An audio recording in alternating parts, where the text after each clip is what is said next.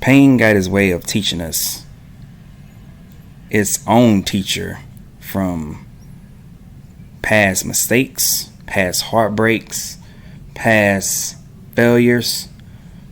Pain can either be the force that motivates you to be better, to do better, or pain can be that thing that keeps you stuck in the past, something that happened 10 years ago, someone who hurt you who's no longer in your life, or someone who then passed away years ago and you're still stuck.